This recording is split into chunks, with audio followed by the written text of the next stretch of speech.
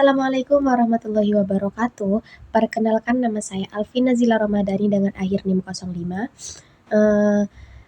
Di video ini saya buat untuk memenuhi tugas UAS perilaku organisasi C. Jadi yang pertama saya akan menjelaskan tentang perilaku organisasi. Jadi perilaku organisasi itu kan termasuk kelompok kan. Jadi apa itu kelompok? Kelompok itu adalah dua individu atau lebih yang saling berinteraksi dan ketergantungan yang bergabung bersama untuk mencapai tujuan-tujuan khusus. Nah, klasifikasinya itu terbagi menjadi dua, yaitu ada formal dan informal. Kalau formal itu memiliki struktur organisasi, tugas dan pekerjaan yang jelas, dan perilakunya diarahkan untuk mencapai sasaran organisasi. Kalau informal group itu tidak memiliki struktur formal atau tidak terorganisir secara resmi, muncul karena adanya kebutuhan interaksi sosial dan dapat mempengaruhi perilaku individu serta kinerja. Untuk tahap-tahap pembentukan kelompoknya itu ada pembentukan atau forming, ada pertentangan atau storming, persatuan atau norming, kinerja atau performing. Lalu ada pengakhiran atau pembubaran. Bisa juga dengan sebutannya itu adjourning. Selain itu, terdapat Punched Equilibrium Model, yaitu serangkaian fase yang melibatkan transisi antara keadaan statis atau inersia dan aktivitas.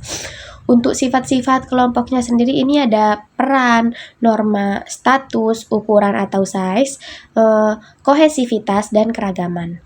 Keputusan kelompoknya itu berdasarkan kekuatan, kelemahan, teknik pengambilan keputusan, teknik nominal kelompok, pertemuan elektronik. Untuk resum kedua yaitu adalah komunikasi. Apa itu komunikasi? Komunikasi adalah proses pemindahan dan pemahaman arti dari pengirim atau sender ke penerima atau receiver. Jadi komunikasi ini menjadi bagian penting dalam manajemen dikarenakan mempengaruhi kerjasama, koordinasi, dan kinerja organisasi. Nah, fungsi komunikasi ini yaitu untuk membantu perencanaan, pengarahan, dan koordinasi. Memberi umpan balik terhadap kinerja atau informasi. Jadi kayak media berbagi perasaan dan membangun hubungan. Jadi juga bisa mempengaruhi pandangan atau tindakan kepada orang lain. Untuk proses komunikasi itu ada sender atau pengirim, lalu ke encoding, menyusun pesan, message, isi pesan, lalu ada channel saluran komunikasi seperti contoh channelnya itu channel WA atau channel Instagram atau email dan lain-lain. Decoding atau pemahaman pesan, receiver, lalu ke penerima, noise, gangguan yang menghambat apakah ada sinyal atau tidak, lalu ada feedback, lalu ada tanggapan. Nah, jenis saluran komunikasi ini ada formal dan non-formal. Jadi kalau formal itu sesuai struktur dan non-formal itu tidak resmi. Untuk arah komunikasi sendiri yaitu ada downward communication dari atasan ke bawahan, lalu ada upward communication dari bawahan ke atasan, dan ada lateral communication yaitu di antara bagian setingkat dalam organisasi, jadi kayak sesama teman gitu. Terus jaringan komunikasi kelompok formal, ada struktur kecil dan resmi, grapevine. Untuk mode of communication di sini ada oral communication, seperti berbentuk presentasi, percakapan atau diskusi. Lalu ada written communication, yaitu bisa berbentuk email, laporan atau surat. Dan ada non-verbal communication seperti gestur, ekspresi, dan kontak mata. Lalu selanjutnya ada kepemimpinan. Jadi kepemimpinan ini berperan penting dalam mengarahkan perilaku kelompok menuju tujuan. Pemimpin ini berfungsi untuk menggerakkan, mengarahkan, serta memengaruhi anggota agar bekerja secara efektif.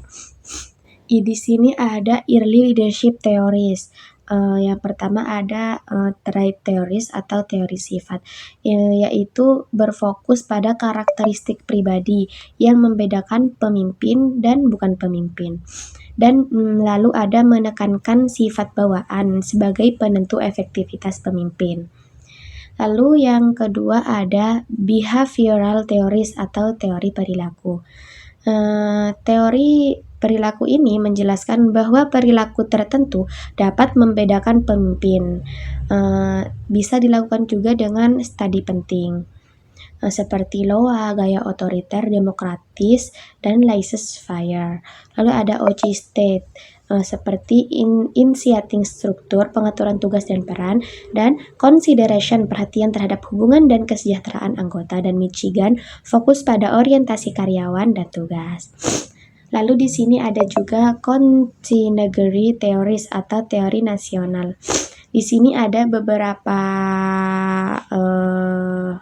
subbabnya ya, yaitu ada Veblen model, situational leadership theory, dan Pat Gould theory, leader participation model. Lalu ada contemporary leadership theories, teori kepemimpinan kontemporer.